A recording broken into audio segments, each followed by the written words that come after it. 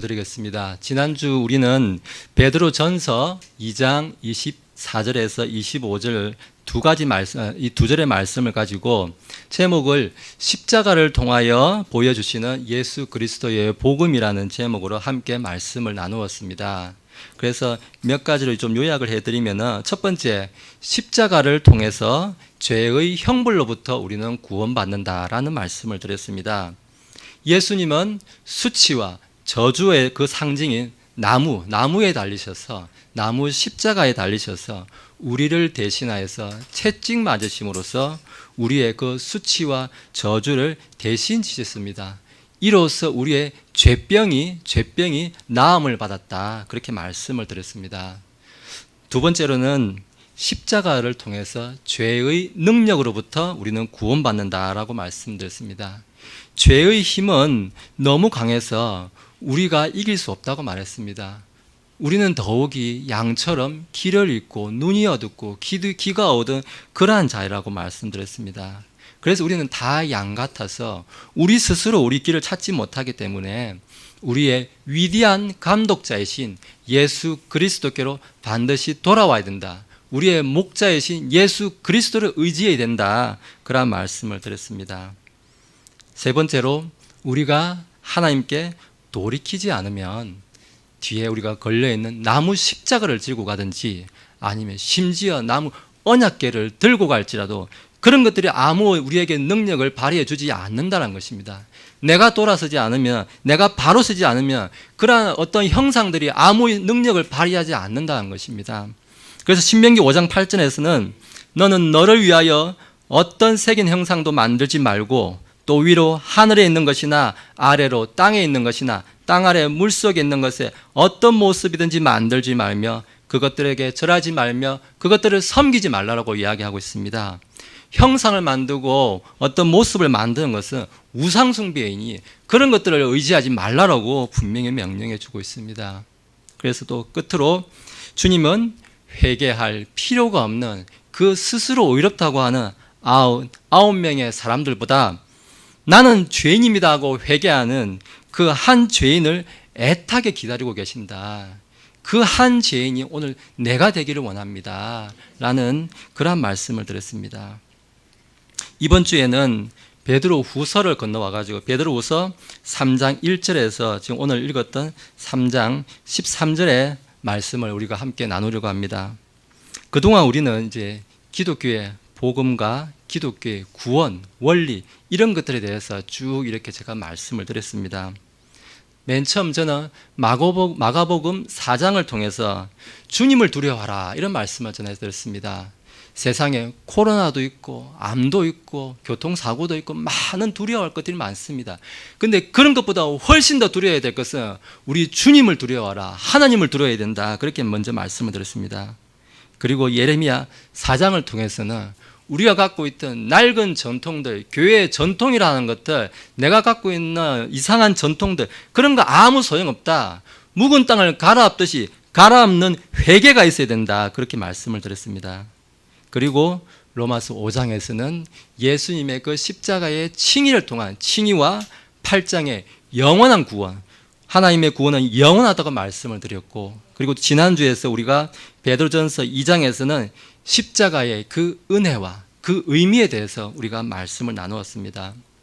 오늘은 그래서 이 베드로 후서를 통해서 기독교 복음의 이거 꽃이라고 말할 수 있는 예수님의 재림, 예수님의 다시 오심에 대해서 오늘 말씀을 드리려고 합니다. 사실 예수님의 이 구원사역의 최정점, 최고의 목표는 어디겠습니까? 바로 예수님의 재림인 것입니다. 그동안 제가 말씀드렸던 이 설교들 다 오늘 예수님의 이 재림을 향해서 다 달려왔다라고 해도 과언이 아닐 것입니다. 그래서 오늘 우리가 보게 될 이 베드로후서 3장 1절에서 이 13절의 이 말씀을 좀 미리 보기로서 좀 말씀을 드리자면은, 베드로 전서를 통해서 베드로는 예수님의 구속 사역, 그리고 성도의 중생, 다시 사는 거, 태어나는 거, 그리고 성화하는 거, 성화되는 거, 이런 것들에 대해서 쭉 얘기를 해줍니다. 그리고 곧 있게 될 이제 복음을 변개시키는 자들, 거짓 대언자들이 들어와서 이런 복음들을 다 변개시키는 일이 생긴다. 그래서 그런 일이 생길 텐데 그리스도의 이 재림에 대한 확실한 확신이 반드시 우리에게 필요하다. 지금 그러한 때에 우리가 살고 있다. 이러한 말씀을 지금 베드로가 우리에게 주고자 하고 있습니다.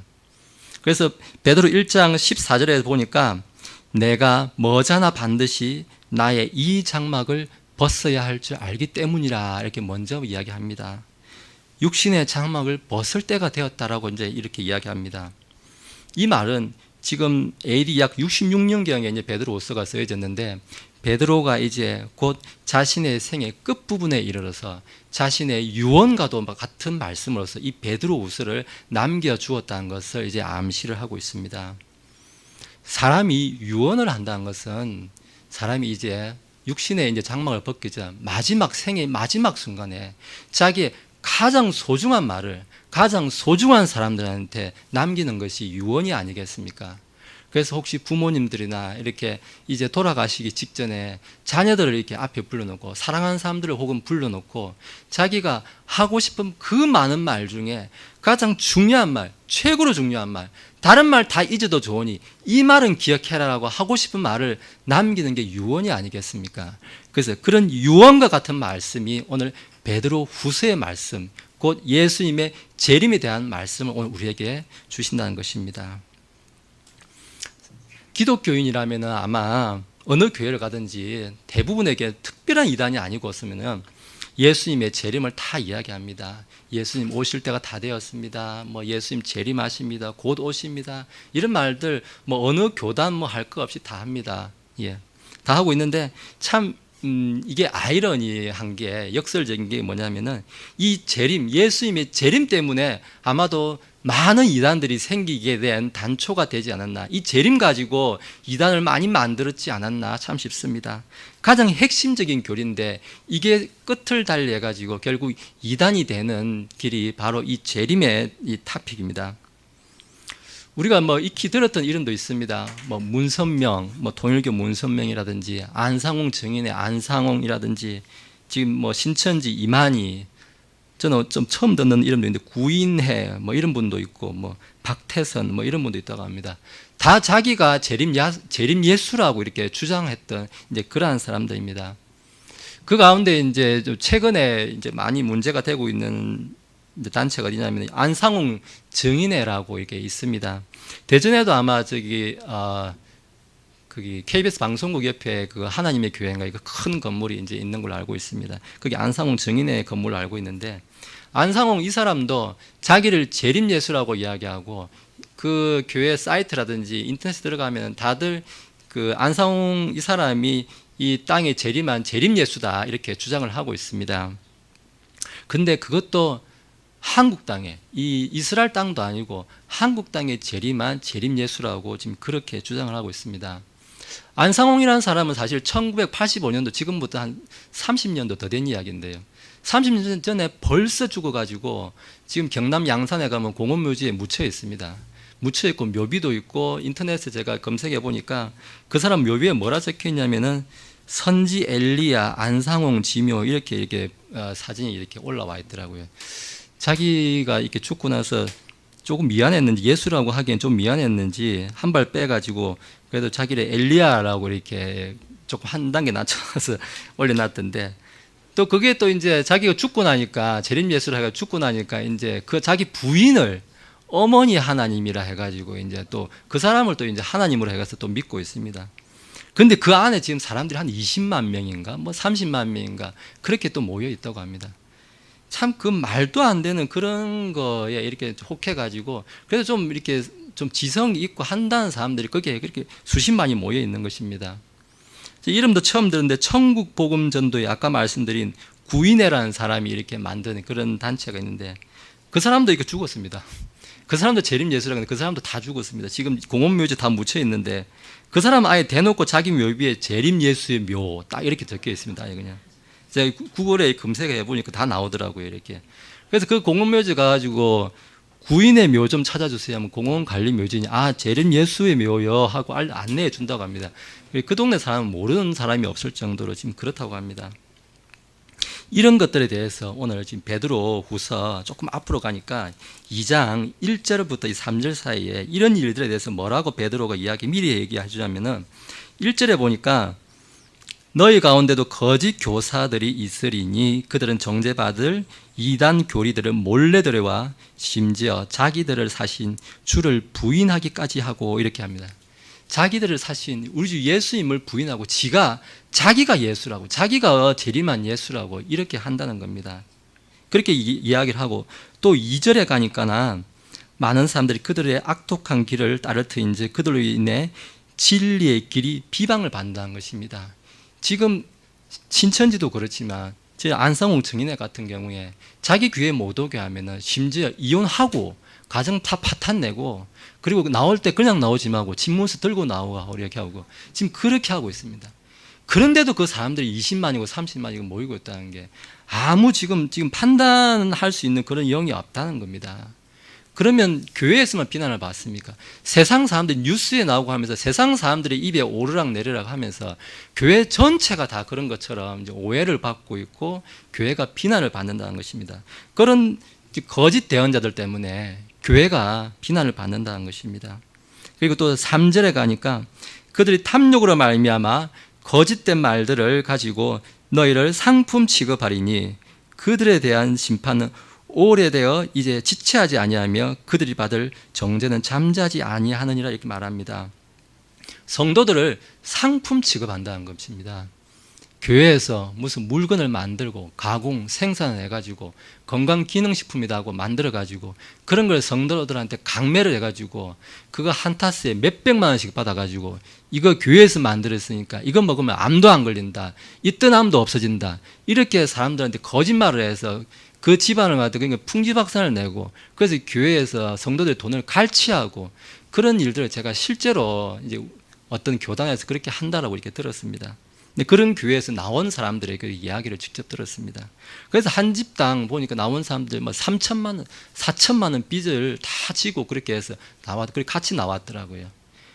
그래서 이런 일들 통해서 하나님의 복음이 재림까지도 다 이제 비난을 받는다는 것입니다. 교회가 마치 사기 집단처럼 이런 자들 때문에 거짓 대언자들 때문에 비난을 받는다는 것입니다. 그래서 이제 이런 걸 두고서 이제 요한계시록 2장에 가면 이제 소아시아의 7교회가 이제 나오는데 여러 교회가 7교회가 나오는데 그 가운데 사대교회라는 교회가 있습니다. 사대교회에 대해서 예수님은 뭐라고 말씀해 주시냐면은 살아있다는 이름은 있으나 죽어있는 교회가 되어버렸다는 것입니다. 교회가 복음을 선포하고 세상에 영향을 끼쳐서 세상을 변화시키는 빛과 소금의 역할을 해야 되는데 이런 파렴치한 일을 하고 있으니 세상이 보기에 아무런 영향을 줄 수 없는 죽은 교회가 되어버렸다. 지금 이렇게 이야기해 주는 것입니다. 그래서 오늘 저는 설교의 제목을 재림의 약속이 주는 평안함이라는 말씀을 가지고 함께 말씀을 나누고자 합니다. 먼저 본문 1절에서 이제 4절 사이에는 무슨 말씀을 해 주시냐면은 하나님의 말씀은 진실하다. 이런 말씀을 이제 먼저 해주고 있습니다. 본문 한 1절과 2절을 한번 보시겠습니다. 사랑하는 자들아, 내가 이제 둘째 서신을 너희에게 쓰노니 내가 이 두 서신 안에서 기억을 통해 너희의 순수한 생각을 일깨우고자 함은 너희가 전에 거룩한 대언자들이 전한 말씀들과 주 곧 구원자의 사도인 우리에게서 받은 명령을 명심하게 하려 함이라 이렇게 말씀해 주고 있습니다. 너희가 전에 거룩한 대언자들이 전한 말씀들, 주 곧 구원자의 사도인 우리에게서 받은 명령을 명심하게 하려 한다 이렇게 말씀을 하고 있습니다. 대언자들이 전에 전한 말씀들, 곧 예수님의 재림에 대한 말씀들인 것입니다. 그 말씀들이 무엇냐? 구약에 있는 말씀들인데 욥기서 19장 25절과 26절에 있는 말씀을 먼저 한번 보겠습니다. 욥기서 19장 25절에 보니까 욥이 자기가 고난 가운데 있으면서 죽을 고난 가운데 있을지라도 자기가 다시 부활할 것을 미리 대언하는 장면이 나옵니다. 25절 제가 읽어드리겠습니다. 내가 알거니와 내 구속자께서 살아계시고 또 마지막 날에 그분께서 땅 위에 서시리라. 내 살갗의 벌레들이 이 몸을 멸할지라도 내가 여전히 내 육체 안에서 하나님을 보리라 이렇게 대언해 주고 있습니다. 자기가 아무리 죽어서 땅에서 다 몸이 해체가 되고 벌레들이 파먹고 썩어지더라도 내 구원자 구속자가 오셔서 내 몸을 영화롭게 변화시켜 주셔서 내 혼이 그 변화된 몸 속에서 내가 내 육체 안에서 내가 내 구속자를 다시 본다는 것입니다. 이 개역 성경은 반대로 번역했는데 육체 밖에서 본다고 지금 번역하고 있는데 육체 안에서 내 영원한 몸을 입은 내 혼이 내 구속자를 바로 보게 된다. 그런 부활을 지금 대언을 하고 있는 장면이 나옵니다. 그리고 스가랴서 14장 4절에서도 보면은 그날의 스가랴 대언자가 그날에 그분의 발이 예루살렘 앞 동쪽에 있는 올리브 산 위에 선다는 것입니다. 이 한국 땅에 쓴다는 것이 아닙니다. 저 과천에 온다는 것이 아닌 것입니다. 이러한 구약의 대언의 말씀들을 예수님의 재림에 대한 이 대언의 말씀들을 잘 기억해야 된다. 잊으면 안 된다. 지금 그렇게 강조를 하고 있습니다. 그러면서 그 이유를 이야기합니다. 왜냐? 거룩한 대언자들이 전하여 준 모든 이 대언의 말씀들은 사람의 생각이 아니라 하나님의 영감으로 기록되었기 때문에 사람이 그냥 하는 말이 아니다는 것입니다. 불변할 수 있는 사람이 말이 아니라는 것입니다. 그 말이 어디 있냐면은 베드로후서 1장 20절과 21절에 있는데 성경 기록의 대언은 결코 어떤 사적인 해석에서 나지 아니하였나니 대언은 옛적에 사람의 뜻으로 말미암아 나오지 아니하였고 오직 하나님의 거룩한 사람들은 성령님께서 자기들을 움직이시는 대로 말하였느니라 이렇게 말씀해 주고 있습니다. 그래서 이러한 대언자들의 말씀이 선포된 말씀들은 영광한 것이고 이를 부인하는 거짓 교사들의 그런 거짓 가르침에 대적하여서 그 믿음을 순수하게 잘 지켜야 한다. 지금 그런 것을 권면해 주고 있는 말씀들이 되겠습니다. 그러면서 이제 베드로는 재림을 조롱하는 자들이 그러면 어떻게 재림을 불신하고 있는지 이제 그런 말들을 이제 구체적으로 제시하고 있습니다. 그 말이 베드로후서 오늘 본문 3절과 4절에 있습니다. 본문을 보겠습니다. 먼저 이것을 알라. 곧 마지막 날들에 비웃는 자들이 와서 자기들의 정욕을 따라 걸으며 이르되 그분께서 오신다는 약속이 어디 있느냐? 조상들이 잠든 이래로 모든 것이 창조의 시작 이후부터 있었던 것 같이 그대로 계속되느니라 이렇게 이제 이야기한다는 겁니다.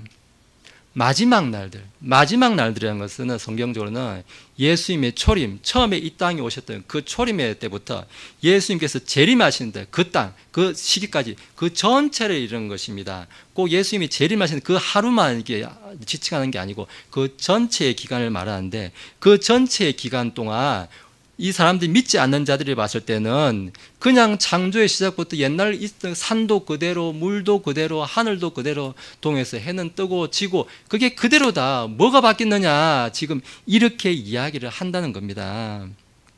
재림에 부정하는 사람들 그래서 이 표현하기를 그분께서 오신다는 약속이 어디 있느냐. 어제도 온다 그랬는데 안 오고 그 다음날 1년, 10년, 100년, 지금 1000년, 2000년이 지났는데 어디 있냐 이거예요. 그래서 그 날에 대해서 이제 재림을 부정을 한다는 것입니다.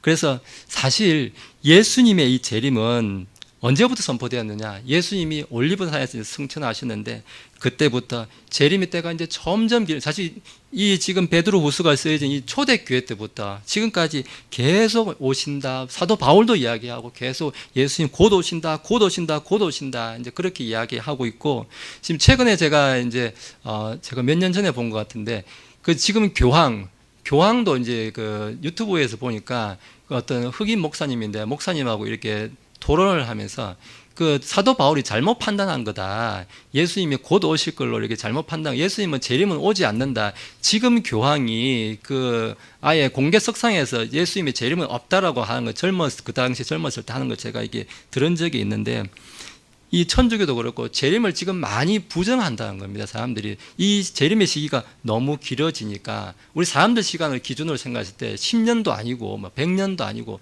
1000년, 2000년이 지나도 도무지 보일 기미가 안 보이니까 재림을 부정하는 일이 생긴다는 것입니다.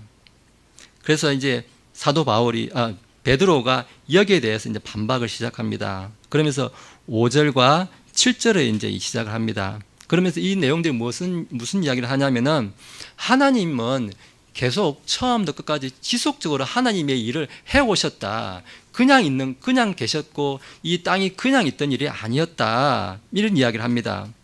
베드로는 이제 모든 사람들이 다 과거에 하나님께서 하신 그 두 가지 일이 있는데 하나님께서 무슨 일을 하셨냐, 이제 크게 두 가지를 나눠서 첫째, 하나님은 하나님의 창조를 통해서 하나님의 일을 하셨다라고 분명히 이야기하고 있습니다. 세상이 저절로 생긴 것이 아니다라고 이야기하는데 베드로후서 3장 5절 앞부분을 보니까 하나님의 말씀으로 말미암아 하늘들이 옛적부터 있었다라고 이렇게 이야기하고 있습니다. 하나님의 말씀으로, 곧 세상은 저절로 생긴 것이 아니라 하나님께서 자신의 말씀으로 만드신 것이다, 이렇게 분명히 이야기합니다. 더 설명할 필요가 없이 그냥 단도직입적으로 이야기합니다. 진화론자들인지 유물론자들, 세상이 그냥 무기물에서 그 시간이 오랫동안 땅에 파묻혀 있다 보니까 그게 자연스럽게 유기물이 되었다, 그렇게 이야기 주장하는 그런 유물론자들, 진화론자들, 그런 주장은 다 허구라는 겁니다. 저도 과학을 하는 사람이지만은 그 어떤 과학적인 실험으로도 이 진화론, 유물론이 입증된 적이 없습니다. 이거는 제가 자신 있게 말씀을 드릴 수가 있습니다. 심지어 진화론을 뒷받침하는 그 중간체라든지 그 어떤 생명체, 이 지구상에 단 한 개도 없습니다. 입증하는, 증명하는 자료 단 한 개도 없습니다. 있다고 만약에 어느 과학자가 말하면 그 과학자, 과학자도 아니고 무식한 과학자입니다. 책에 그런 말이 단 한 줄도 없습니다. 입증됐다는 말은 없습니다. 단지 주장을 하고 학설만 있을 뿐입니다. 그 과학자들의 그냥 주장일 뿐인 것입니다. 오히려 그 반대로 무생명에서는 생명이 나오지 않는다는 것은, 이 과학적인 확실한 근거는 수도 없이 많습니다. 그 데이터는 수도 없이 많습니다. 그 대표적인 실험이 이제 교과서에 보면 파스텔의 실험 뭐 이런 게 있습니다. 물 속에 이걸 살균하는 물을 놔두고 주둥이를 막아 놓으면은 바깥에서부터 어떤 세균이 들어가지 않으면 거기에는 아무 생명체가 생기지 않는다, 이제 그런 실험인데요. 저는 이 실험은 아니지만은 매일매일 제가 직장에서 하는 일이 무생명은 생명을 만들 수 없다. 매일 그 실험을 합니다. 무생명에서는 생명이 나올 수 없다. 매일 실험을 하고 있습니다. 그래서 여기에 대해서는 전혀 흔들릴 것이 확신을 가져서도 상관없습니다. 무생명에서는 절대 생명이 나오지 않는다. 이 모든 우주는 하나님께서 말씀으로 창조하신 것이지 창조가 아니고서는 이 어떠한 생명도 생기지 않는다라는 것을 확신을 가지시기 바랍니다. 지금 교회 안에도 진화론을 믿는 사람이 은근히 많습니다. 심지어 목사라는 사람들도 진화론 믿는 사람들도 많습니다. 이제 그런 사람들이 어떤 사람들이냐면은 유신론적 진화론 뭐 이런 말이 있습니다.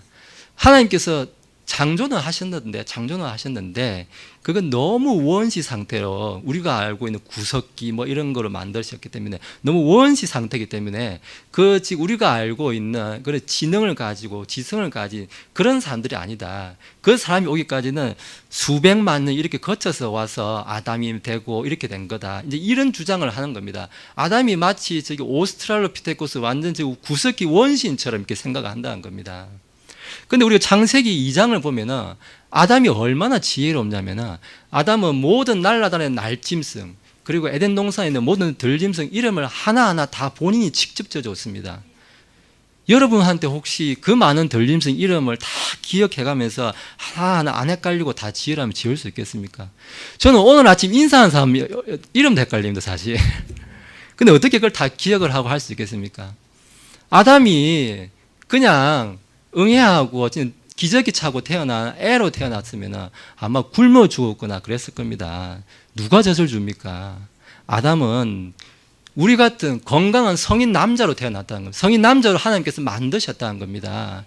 스스로 생각하고 스스로 지성을 가지고 판단하고 에덴 동산 전체를 관리할 수 있는 그런 능력을 가진 건전한 성인 남자로 하나님께서 만드셨다는 것입니다. 그리고 원시 상태로 만드신 것이 아니라는 것입니다. 그래서 성경대로 믿으면은 인류의 역사, 이 우주의 총 역사는 약 6,000년이다. 이렇게 우리 성경적으로 믿는 겁니다. 그걸 6,000년이나 6,100년이냐 6,001년이나 이거 세지 말고 이거 지금 진화론이냐 지금 유물론이냐 이런 거는 비성경적이라. 그러면 과감히 버리라는 겁니다. 지금 그런 말씀들을 하시고 있는 것입니다. 제가 그래서 창조에 대해서 이야기하는 유물론 이제 진화를 믿는 사람들이 그럽니다. 아니 저 우주를 보면은 별이 생성되고 빛이 날아오는 그 속도가 몇만 광년 동안 날아오는 속도가 있고, 그래서 그런 걸 역으로 추정하면은 지금 우주의 탄생이 뭐 수백억 년이 됐다 이렇게 역으로 추정을 한다고 이제 그런 주장을 합니다. 근데 하나님께서 만드신 지구는, 이 세상은 어떤 거냐면 마치 제가 저 혼자 생각한 비유라면 마치 이런 겁니다. 집에서 우리가 수돗물을 틀면 이제 물이 나오지 않습니까? 근데 그 물이 나오기까지 비가 내려야 되고, 정수장에 물을 땡겨야 되고, 정수장에서 물을 정화를 시키고, 또 수도관을 통해서 각 가정마다 보내줘야 되고, 수돗물 앞에까지 딱 대기해 있어야 되고, 이런 여러 과정들이 생깁니다. 근데 이제 그런 거는 진화론 같은 거고, 하나님께서는 그런 거 다 생략하고 틀면 나오게 만드셨다는 겁니다. 그냥 틀면 나오게 그냥. 그래서 하나님의 창조는 이런 것이라는 것입니다. 원시 상태를 만들어가지고 그게 점점 발전된 그런 것이 아니라 완전한 상태로 아무 흠이 없이 보시기에 좋은 상태로 That's good 할 정도로 이렇게 만드셨다는 것입니다. 그래서 이 모든 것은 하나님께서 말씀으로 만드신 것이라, 세상이 저절로 그냥 있었던 게 아니라 창조의 때부터 저절로 있던 그대로 지금 온 것이 아니라 하나님께서 만드신 것이다 먼저 이야기합니다. 그리고 이제 3장 5절 하반부에 보니까 땅이 물에서 나와 물 가운데 서 있는 것을 일부러 알하지 않는다 이렇게 또 이야기합니다. 여기에 대해서는 창세기 1장 7절과 9절에 대해서 이제 또 설명이 있는데, 하나님께서는 이제 하늘과 땅을 만드시고 궁창이라는 걸 만드셨습니다. 궁창이라는 영어 단어 이제 firmament라고 하는데, 뭐냐면은 이 지구의 지면이 있으면은 그 우주 공간인데 그 사이 원래 물로 채워져 있었다는 건데, 이 물층에 이게 물 공간 그 사이에 지금 우주와 같은, 우리 하늘과 같은 빈 공간을 만드셨다는 거예요. 그래서 지구가 있고 이 궁창의 공간이 있고 그 위에 하늘이 이제 있는 거예요. 셋째 하늘이 있고, 그래서 이 빈 공간을 만드시고 이 빈 공간 궁창 안에 모든 해와 달과 별들을 만드시고, 또 물을, 원래 지구가 다 물에 쌓여 있었는데 이 물이 지구 속으로 들어가고 증발되고 하면서 이제 마른 땅이 드러나게 해주셨다. 하나님께서 이런 일을 해주셨다라고 이제 창세기 1장과 7절에서 이렇게 이야기해주고 있습니다. 근데 사람들은 이 기록된 것을 다 안다는 거예요. 하나님께서는 사람에게 이것을 들었을 때 믿을 수 있고 알 수 있는 지혜와 지식을 다 주셨다는 것입니다. 근데 이 말씀에 의하면은 사람들이 일부러 이것을 알려고 하지 않는다는 것입니다. 그게 아니면 설명이 불가능한데, 점점 진화하는 게 이게 불가능한데도 그걸 사람들이 고의로 믿고 이 말씀들을 일부러 알려고 하지 않는다는 것입니다. 그래서 하나님의 일이 이제 지속되어 왔다는 두 번째 증거는 노아 홍수가 있다. 이제 두 번째 증거를 제시합니다. 그게 3장 6절과 7절에서 이야기합니다. 6절 7절을 보겠습니다. 그것으로 말미암아 그때 있던 세상은 물에 넘침으로 멸망하였으되 지금 있는 하늘들과 땅은 주께서 같은 말씀으로 보관하여 간직하사 경건치 아니한 사람들의 심판과 멸망의 날에 불사르기 위해 예비해 두셨느니라 이렇게 말씀해 주고 있습니다. 6절에서 지금 보니까 노아 홍수를 근거로 들면서 이제 장차 하나님께서 이 하늘과 땅을 불사르기 위해서 예비해 놓으셨고, 노아 홍수는 거기에 대한 예표다. 지금 심판에 대한 예표로 노아 홍수를 하나님께서 만들어 주셨다라고 지금 이야기하고 있습니다. 노아 홍수가 있었기 때문에 지금 성경을 보면 인간의 수명이 급격히 감소한 것을 알 수가 있습니다. 사실 노아 홍수 이전에 사람들은 지금 아담부터 시작, 아담도 930년을 살았지만 대부분의 사람들이 지금 몇백 년씩 다 그렇게 살았습니다. 그런데 노아 홍수가 이렇게 있게 되면서 우리가 과학적으로 조금 접근해 보면은 하늘들 위에 있는 그 물층이 터져 내려오고 땅에서 물이 오래 솟아오고 하면서 아마도 우리가 추론하건대 지금 오존층이라든지 이런 것들이 다 더 얇아지고 하면서 이 태양으로부터 오는 자외선이 훨씬 더 증가되어, 이거는 과학자들이 하는 말입니다. 그래서 그런 것들 때문에 인간의 수명이 급격히 줄었고 지구의 모든 대기 환경이 다 그전 이전과는 전혀 다른 세상이 되어버렸다는 것입니다. 그래서 이런 것들을 다 설명할 수 있는 것은 노아 홍수 말고는 설명할 길이 없다는 것입니다. 다들 뭐 학설은 많습니다. 저기 운석이 날라서 어쨌다, 빙하기가 어쨌다, 뭐 말은 많습니다. 근데 그건 다 설명을 지금 다 못하고 있습니다. 그냥 자기 학설 주장일 뿐인 것이고, 노아 홍수 아니면 그런 걸 설명을 못한다는 것입니다. 뿐만 아니고 확실한 점도 과학적인 또 증거 자료가 이런 지층이나 화석을 보더라도 이건 더 분명합니다. 지층이나 화석, 특히 화석 같은 거 보면은 생명체가 죽어서 그냥 들에 누워 있으면 바람이 불어서 흙이 쌓이고 이렇게 하면 절대로 화석은 만들어지지 않습니다. 그냥 부패돼서 이거 뼈고 뭐고 다 날아가 버립니다. 그냥 다 분해돼 해체돼 버립니다. 화석이 되려면은 이렇게 어떤 생명체가 있거나 살았을 때 갑자기 굉장한 압력으로 이것을 공기가 전혀 안 들어가게 꽉 눌러가지고 이걸 거의 밀봉을 하다시피 해서 진공 상태로 만들어야 됩니다. 공기가 들어가면 안 됩니다. 그 상태로 만들어야만은 이 화석이 만들어집니다. 그래서 지금 화석에 보면은 요즘은 과학이 워낙 발달해서 그 화석을 보고도 이제 조사를 해보니까 산채로 묻혔다는 것이 곳곳에서 발견이 되고 있습니다. 죽고 나서 묻힌 게 아니라 산채로 묻혔다는 것을 다 확인이 되고 있습니다. 지층도 마찬가지입니다. 뭐 과학자들이 지질학자들이 주장하는 게 고생대 생물들이 그러면 지층을 만들어지려면은 고생대가 제일 밑에 있고 그 다음 중생대가 그 다음 뭐 현대 오면 좀 위에 이렇게 순서대로 시대 순서대로 배열이 돼야 되는데 실제로 지층을 딱 뜯어보면은 그게 아니고 막 뒤죽박 섞여 있다는 겁니다. 그게 설명이 안 된다는 겁니다. 그건 어떤 일로 가능하냐?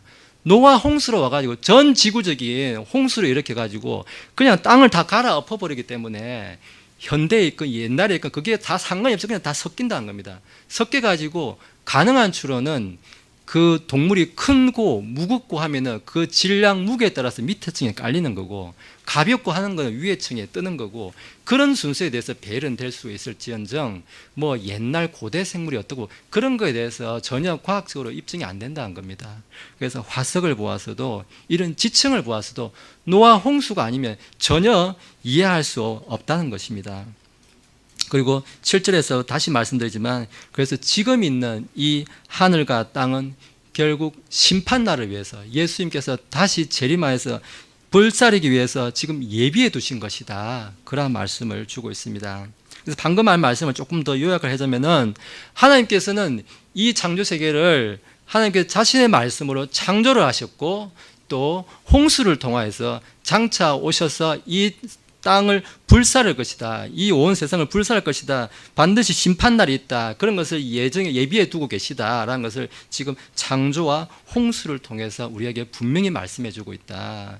창조의 시작보다 땅이 그냥 있었던 게 아니라는 것을 분명히 지금 베드로는 이야기해 주고 있습니다.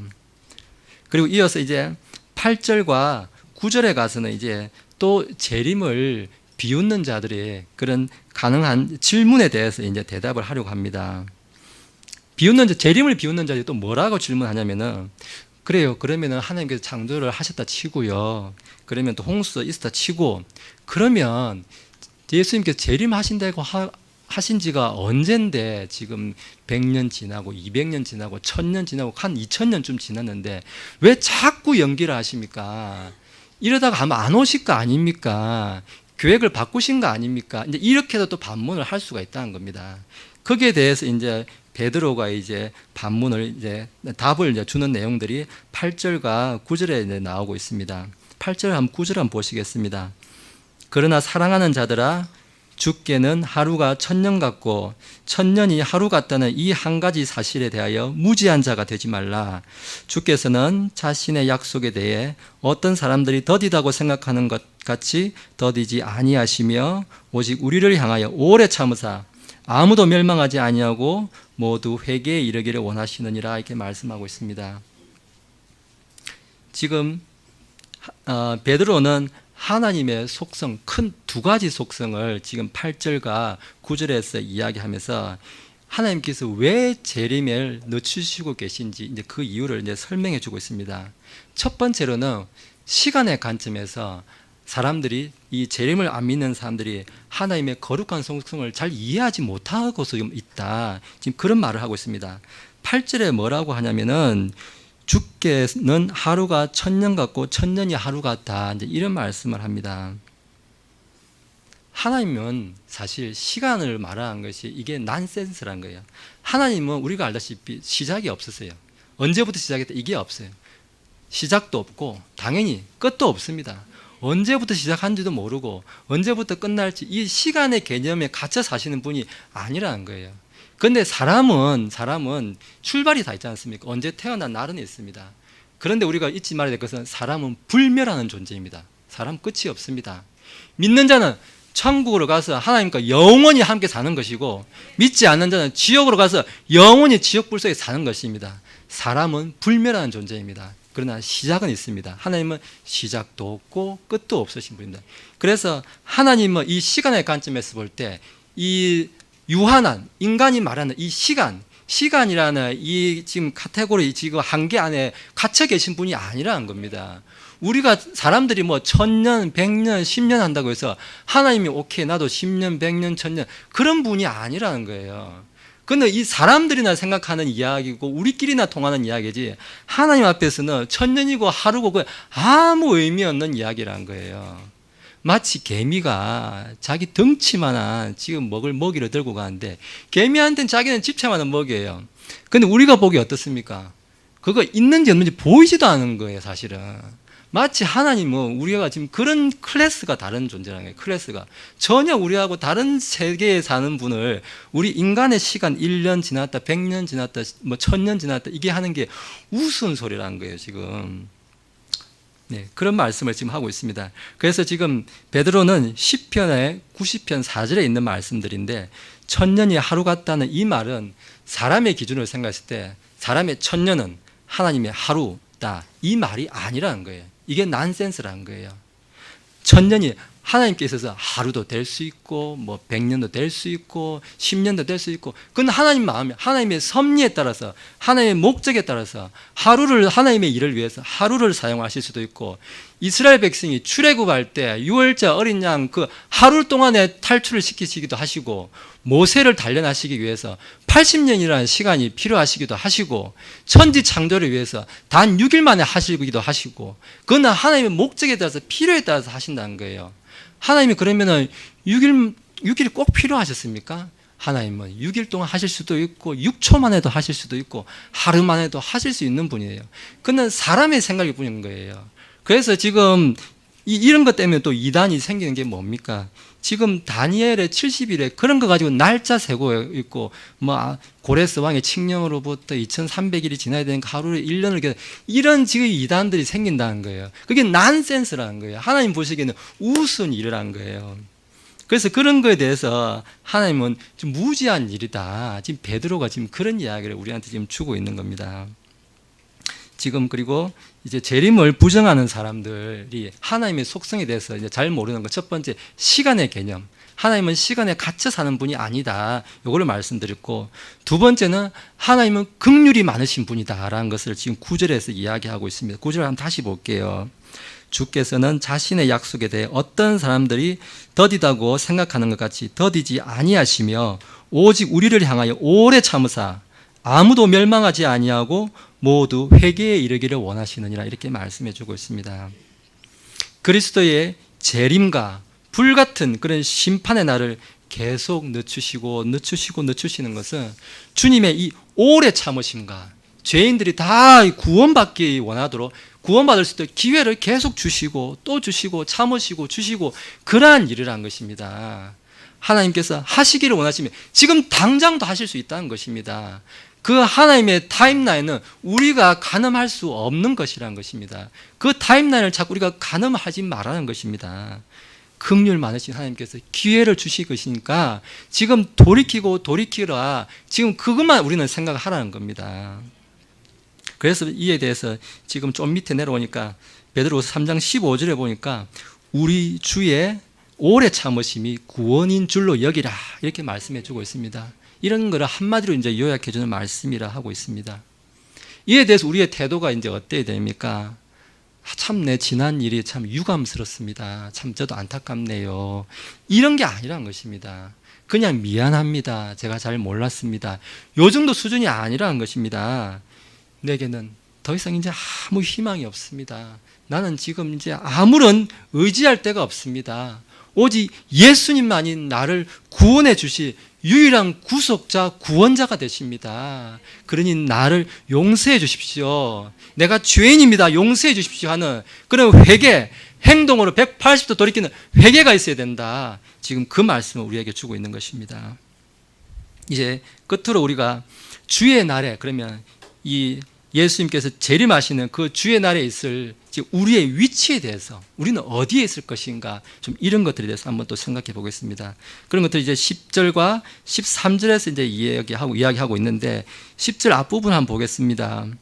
주의 날이 밤에 도둑같이 오리니 그 날에는 하늘들이 큰 소리와 함께 사라지고 원소들이 뜨거운 열에 녹으며 땅과 그 안에 있는 일들도 불태워진다고 이렇게 이야기하고 있습니다. 10절 앞부분에서 주의 날이 밤에 도둑같이 온다, 이제 이렇게 이야기하고 있습니다. 도둑이 올 때 설마 문자 보내고 오겠습니까? 설마 카톡 보내고 오겠습니까? 지금 재림의 그 시기의 문제에 대해서는 명확한 답을 주셨습니다. 밤에 도둑같이 아무도 모르게 설마 할 때 전혀 올 거라고 생각 못하는 시간에 내가 방심하고 있을 시간에 그때 오시지 않겠나, 지금 그런 이야기를 하고 있는 것입니다. 초대교회보다 지금까지 재림이 정말 아마도 가장 큰 관심사가 아니었을까 저는 생각이 됩니다. 여기에 대해서 이제 8절에서 우리가 좀 미리 알려준 것처럼 그 날을 우리가 무슨 하루가 천년 같고 천년이 하루 같다 하면서 그 날을 갖다가 계산하고 하는 거, 이런 거 뭐라 했습니까? 8절에서 무지한 자가 되지 말라고 하지 않습니까? 그거 세는 자체가 무지한 일이다. 하나님 보시기에는 무지한 사람이다라고 계속 이야기해주고 있는 것입니다. 아까 제가 잠깐 말씀드렸지만 다니엘서 9장에 가면은 이제 70일에가 나옵니다. 그 고레스 왕이 이제 포로된 이스라엘 백성들을 이제 다시 되돌아가라 이제 칙령을 반포한 지가 BC 457년인데 그때부터 이제 2300일이 이제 지나야 된다. 이런 환상 계시를 가브리엘 천사를 통해 주는데, 그래서 성경 학자들이 하루를 1년으로 계산해 가지고 2300년 지나면은 예수님 재림이 오신다. 뭐 이렇게 이제 계산을 한 거예요. 그렇게 하면은 1843년에 이제 재림이 있다. 이게 주장하는 게 어디냐면 제7일 안식교 가면 지금 이걸 주장합니다. 윌리엄 밀리라는 사람이 이걸 주장을 해가지고 1844년이 지금 지났죠. 근데 왔습니까? 안 왔지 않습니까? 안 왔으면 그냥 나와야 되는 거예요. 그건 거짓말이고, 벌써 그 센다는 것 자체가, 날짜 계수하고 있다는 자체가 무지한 일인데도 그런 말씀은 보지 않고 날짜 계산한 데만 지금 빠져가지고 그렇게 있다는 겁니다. 지금 그 무리 안에서 얼마나 많은 사람들이 있습니까? 지금 안식교뿐만 아닙니다. 온 천지에서 지금 내가 예수다 하고 여기저기서 나오고 있고 지금 이런 상황이 있는데 다들 무지한 자라는 겁니다. 10절 하반부에 보겠습니다. 하늘들이 큰 소리와 함께 사라지고 원소들이 뜨거운 열에 녹으면서 땅과 그 안에 있는 일들도 불태워지리라, 이렇게 이제 예언해주고 있습니다. 세상에는 이제 여러 가지 이제 물질들인데, 물질로서 이렇게 다 물건이 만들어지죠. 이렇게 이 모든 물질들은 다 뭐 원소 혹은 또 원자라고 부르기도 합니다. 그러니까 어떤 물질의 가장 작은 단위가 원소 혹은 원자라고 하는데, 이제 그런 것들로 이루어져 있습니다. 그거는 어떤 이제 원자력 에너지처럼 이렇게 잡아당기는 이 인력이 있습니다. 이렇게. 그래서 자기 주변의 물질을 딱 잡고 있기 때문에 이 물체가 이렇게 형태를 유지하고 어떤 무게를, 질량을 유지할 수가 있는 거예요. 그래서 원소가 이렇게 원소끼리 서로 이렇게 딱 잡아주고 있는 거예요. 그런데 그런 것들이 뜨거운 열에 녹으면 이게 다 불태워지고 사라진다는 것이에요. 원소가 다 풀어져 버리면, 이 핵력을 놓쳐버리면 이 물질이 그냥 어떻게 돼버리냐. 지금 이 눈에 보이는 게 그냥 먼지처럼 이렇게 싹 날아가 버린다는 거예요.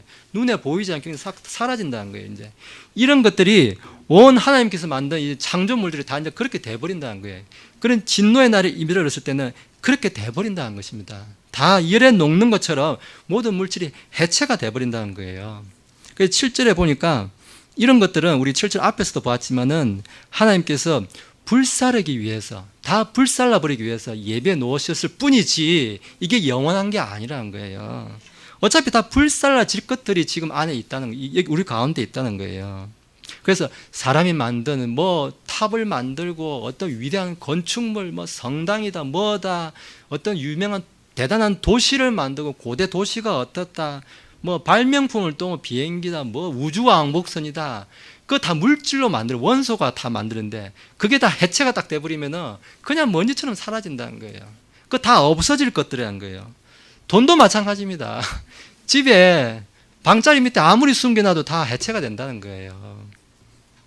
그리고 그 빈자리에는 뭐가 채워지냐? 하나님께서 새 하늘과 새 땅이 마련될 것이다. 이렇게 이제 예비해 두세요. 그런 낡은 것들을 다 없애버리신다는 거예요. 그래서 7년 환란기 이제 닥치면은, 그럼 아직도 그거 믿는 사람들 많습니다. 7년 환란을 통과해야 된다. 그래서 통과하려고 하다 보니까 나는 좀 산에 숨어서 살겠다고 환란 키트라고 뭐 부른다고 하더라고요. 그래서 거기 먹을 거 라면 뭐 이불 뭐 이런 거 다 챙겨가지고 7년 동안 살 거를 이렇게 다 한 돈 1,000만 원치인가 뭐 챙겨놨다는 분을 제가 들었는데, 그거 안 들어봐서 아무리 집에 꽁꽁 숨겨놔도 원소들이 다 해체가 되면 그냥 먼지처럼 사라진다는 거예요. 그걸 아무리 만들어도 소용이 없다는 거예요. 하나님께서 진노를 퍼부으시면은 이 지구상 어디에도 안전한 안전지대는 없다는 거예요. 피할 장소가 없다는 거예요. 하나님께서 그렇게 허술하게 하신 분이 아니라는 거예요. 그게 무슨 뭡니까? 하나님을 불신한다는 거예요. 그냥 그런 데 들어가면 지옥이니까 들어가지 말아라. 그래서 계시록 3장 10절에서 뭐냐면은 사람이 겪어보지 못한 환란이므로 하나님께서 이것을 면하게 해주겠다. 면하게 해주겠다는 거예요. 도저히 하나님께서 참으시고 이게 인내하시지 아니하시면 아무도 거기서 버틸 수가 없으니까 그냥 교회는 그 전에 다 휴거시켜가지고 그 안에 아무도 안 들어가게 해주겠다고 이렇게 약속을 해주고 있는데도 불구하고 나는 굳이 들어가가지고 한번 체험을 해보겠다고 그렇게 용을 쓴다는 게 그거는 불신자라는 거예요. 안 믿는다는 거예요. 하나님의 약속을 안 믿겠다는 거예요. 그래서 이런 일들에서도 다 돌아서고 회개해야 된다. 지금 이런 이야기를 하고 있습니다. 결론의 말씀을 드리겠습니다. 오늘 결론의 말씀을 요약해 주는 부분이 12절에 있는데 12절 한번 보시겠습니다. 하나님의 날이 오는 것을 기다리고 서두르라 이렇게 말씀해 주고 있습니다. 그동안 이제 앞에 이제 계신 분들 가운데 연세도 있으시고 참 어려운 시절 살아오고 힘든 시절 살아오면서 그동안 좀 먹고 살고 또 자녀들 교육시키고 자녀들 입히고 하면서 그동안 이제 인생 살면서 뒤돌아볼 겨를 없이 내가 지금 뭐 하고 사는지 내가 뭘 보고 지금 달려가고 있는지 지금 뒤돌아볼 겨를 없이 아마 열심히 살아오셨을 거라 저는 생각합니다. 그런데 주님의 날이 지금 이른데 반드시 이럴 텐데 그 이르렀을 때 지금 내가 있게 될 곳이 어디인가 한번 생각해 보라는 것입니다. 지금 이 원소들이 다 해체가 되어서 이 썩을 세상의 옛 세상에서 그런 원소들과 함께 먼지처럼 사라지는 그러한 곳에서 지금 진노 가운데 내가 그 안에 서 있을 것인지 아니면 오늘 베드로전서 1장 7절에 가니까 이것은 너희 믿음에 단련이 불로 단련해도 없어지는 금을 단련한 것보다 훨씬 더 귀해서 예수 그리스도께서 나타나실 때에 칭찬과 존귀와 영광으로 드러날 것인지 한번 우리가 앉아서 심각하게 눈을 감고 조용히 한번 생각해 보아야 된다. 내가 있을 장소가 그 두 곳 중에 어디인가 앉아서 곰곰이 생각을 해보라고 오늘 우리에게 말씀해 주고 있는 것입니다. 절대로 결정을 내일로 미루지 마시기 바랍니다. 지금 당장 결정하시기 바랍니다. 하나님께서는 참으시고 기회를 뒤로 밀어주시고 오래 참으시고 또 참으시고 참으신다고 했습니다. 그러나 하나님의 그 경륜의 때가 갑자기 도둑같이 임한다고 했습니다. 전혀 생각하지 못할 때 온다고 했습니다. 누구나 봐도 이제 내일 오시겠구나. 그런 때 오시는 것이 아니라는 것입니다. 문자 보낸다고 했습니까? 카톡도 안 보내십니다. 그냥 갑자기 오신다고 했습니다. 오늘 즉시 이 시간 즉시 돌이키라고 우리에게 말씀해 주고 있는 것입니다. 끝으로 우리가 말씀을 좀 읽으면서 마무리하도록 하겠습니다. 데살로니가 전서 4장 16절에서 18절을 함께 읽겠습니다. 데살로니가 전서 4장 16절에서 18절은 예수님께서 다시 오시는 그 재림의 때를 우리에게 분명히 제시해 주는 지금 그 장면입니다. 오늘 그 장면을 우리가 함께 읽으면서 오늘 우리 예배를 마치도록 하겠습니다. 데살로니가 전서 4장 16절에서 18절입니다. 찾으셨으면 한 목소리를 읽겠습니다. 시작. 주께서 호령과 천사장의 음성과 하나님의 나팔 소리와 함께 친히 하늘로부터 내려오시리니 그리스도 안에서 죽은 자들이 먼저 일어나고 그 뒤에 살아서 남아있는 우리가 그들과 함께 구름들 속으로 채여 올라가 공중에서 주를 만나리라. 그리하여 우리가 항상 주와 함께 있으리라. 그러므로 이 말씀들로 서로 위로하라. 아멘. 지금 이제 마지막 때라고 다들 이야기합니다. 저도 그렇게 믿습니다. 지금 마지막 때라고 해서 어느 나라 대통령이 뭐 했다더라, 뭐 이스라엘에 뭐가 세워졌더라, 유튜브에 누가 뭐라 하더라, 이렇게 쫓아대고 저렇게 쫓아대고 많은 선생들을 쌓아두고 기가 가려워가지고 이 말 듣고 저 말 듣고 그런데 쫓아다니지 말라는 것입니다. 그런 말 듣고 불안해하지 말라는 것입니다. 어떠한 그런 것들이 나한테, 그런 동영상이 나한테 위로와 소망을 주지 못한다는 것입니다. 나무 십자가 언약궤를 들고 간들 아무 소용이 없다는 것입니다. 내가 하나님께로 돌이키지 않으면 아무 필요 없는 쓸데없는 거라는 겁니다. 오늘 하나님께로 돌이킴으로써 우리가 좀 이런 때 맑은 정신을 가지고 바르게 판단하면서 우리가 우리 예수님의 이 털 하나에도 속해 있으면 다 들려 올라가는 거 아니겠습니까? 이 땅에 원소들이 해체할 때 다 그 해체될 것들에 우리의 소망을 두지 말고 우리가 예수님과 함께 영원히 우리가 왕노릇하며 산다는 그 말씀에 소망을 두고 오늘 우리가 다 구원받는, 그리고 하나님께 속한 자로, 우리가 다 택함 받는 자로, 그러한 아름다운 일이 우리 모두에게 있기를 원합니다. 네, 기도하시겠습니다.